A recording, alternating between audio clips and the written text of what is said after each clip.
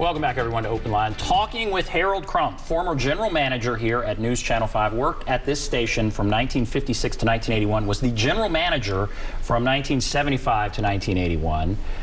We also have with us Steve Farella on Zoom. He's chairman of the Muscular Dystrophy Association. They just gave Harold an award for all of his work with MDA. And now we're in kind of the walk down memory lane part of the show. And in this studio, right where we are, Hee Haw was recorded, right? Yes. So in this station, again, that you helped design, what do you remember about Hee Haw? How did that come to be at this station?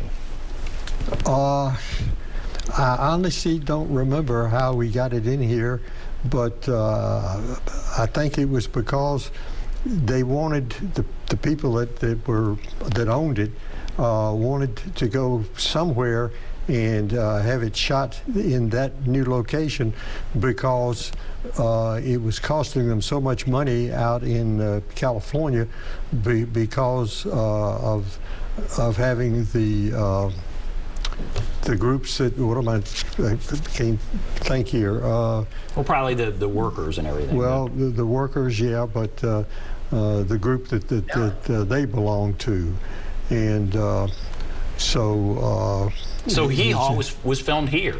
Yeah. And Steve, you were going to talk about his relationship, Harold's relationship with Jerry Lewis as part of the telethon, right? Oh, my goodness. Yeah, you know, absolutely. But I first want to start it with, I mean, Jerry Lewis helped stand this organization up back in the 60s. It's a long time ago, right? And he was very instrumental in the early years. But as the years, went on, he was very involved with telethon, but he was not as attached as he used to be. So I remember board meetings where we would, it would be nowhere near Labor Day. We want to know what Jerry Lewis is thinking, and you'd have to go over to the Jerry Lewis whisperer, and that would be Harold. And Harold would be able to get a beat on, okay, Harold, can you find out what Jerry thinks about X or Y? And Jerry's relationship was so tight Harold's relationship was so tight with Jerry Lewis and the family, he'd be able to get that. That's hilarious. The Jerry Lewis whisperer. well, I would like to tell you now a story about Oprah, if that's okay. Oh, yeah. All right. Oprah, you remember, had an afternoon show, an hour show from Monday to Friday in the afternoon, and it was just huge success. It was on for years and years and years. And when she was first getting it started, of course, it would be in the fall. That's when everything, new shows came on.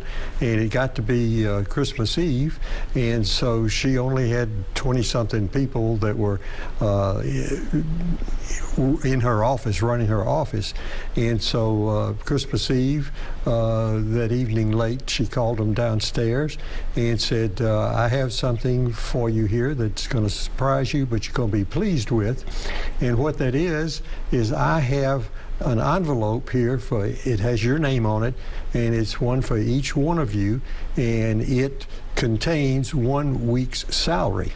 And she said, I'm going to have this for you every year, and I want you to know, so you'll know why I'm doing this. It's because we are going to call it the Harold Crump Christmas bonus. And so everybody that's ever worked for her, when they maybe say, oh, thank you for my, I say, listen, that's not my money, that's her money, but she's just such a nice person. There's an example of what she did for me. That is so great. And did she do that because, did you do that? Is that what you did as general manager here? No. No, but she just named it after you. Yeah, she sure did. Because you, I guess, first brought her into TV. Yeah.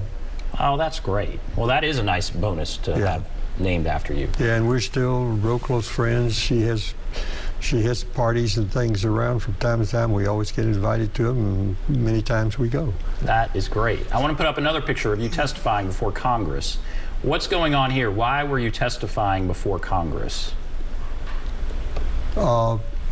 We had just had Hurricane Hugo come into Charleston, South Carolina, and after that everything was just blown away, and you didn't have television or anything much at all there, but you could have radio because you had that in your car and so forth.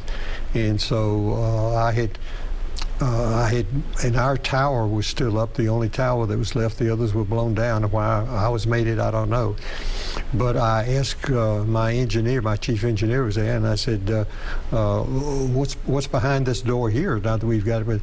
And he said, that's where the engineers that causes we started up, and that puts the signal out. And I said, oh, wow. And he said, but of course, you can't touch that because that's not ours. So I said, oh, watch me. So I kicked the door in. And I went in and we turned it on. And we started operating the radios so that people could find out what had happened, that there'd been a car wreck in a certain place, and people, they needed a doctor, or a woman needed a doctor because she was about to have a baby. And yeah, this was during a hurricane. It was Hurricane Hugo. Everything had been wiped out. People didn't have power. Yeah. And they couldn't get their television signal, and so you put the TV station out over a radio. Yeah, so that's so well, great. You didn't really put the TV station out. It was radio. That was it. It was, yeah, and it was that's radio. what we did. Yeah. And you won a Peabody for that. Yes, we did, and that was very nice of them to give that to us. But I certainly appreciated it very, very much so. Well, Harold, okay, thank you. All right, so we have to take a break. Steve? And then we were voted. Oh, wait, well, you want to, okay, go ahead. Because of what we had done, we ended up being one of the 3 stations in this New York medal giving thing that they do each year and had been doing for years. And we were one of the 3 finalists. And okay, that's great. Now we're going to have to go to break. Wait, we have to go to break.